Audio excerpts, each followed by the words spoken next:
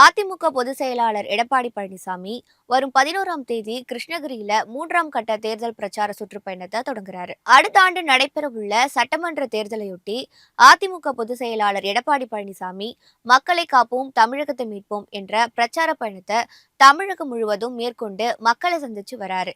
சட்டமன்ற தொகுதி வாரியாக எழுச்சி பயணத்தை அவர் மேற்கொண்டிருக்காரு. கோவை, கடலூர், விழுப்புரம், நாகப்பட்டினம், மயிலாடுதுறை, தஞ்சாவூர் உள்ளிட்ட மாவட்டங்களை சுற்றி முதற்கட்ட பயணம் ஜூலை 7ஆம் தேதி முதல் 21ஆம் தேதி வரை நடைபெற்றது.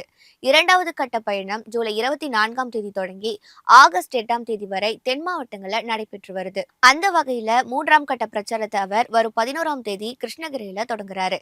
இது குறித்து அதிமுக தலைமை கழகம் வெளியிட்டுள்ள அறிவிப்புல மக்களை காப்போம் தமிழகத்தை மீட்போம் என்ற உன்னத நோக்கை லட்சியமாக கொண்டு கிருஷ்ணகிரியில 3ஆம் கட்ட தேர்தல் சுற்றுப்பயணத்தை எடப்பாடி பழனிசாமி தொடங்கியிருப்பதாக தெரிவிக்கப்பட்டிருக்கு. வரும் 11ஆம் தேதி முதல் 23ஆம் தேதி வரை 3ஆம் கட்ட சுற்றுப்பயணத்தை அவர் மேற்கொள்ள இருக்காரு என தெரிவிக்கப்பட்டிருக்கு. கிருஷ்ணகிரி, திருப்பத்தூர், ராணிப்பேட்டை, வேலூர், காஞ்சிபுரம், செங்கல்பட்டு, திருவண்ணாமலை மற்றும் சென்னையின் சில மாவட்டங்களில் எடப்பாடி பழனிசாமி சுற்றுப்பயணம் மேற்கொள்றாரு.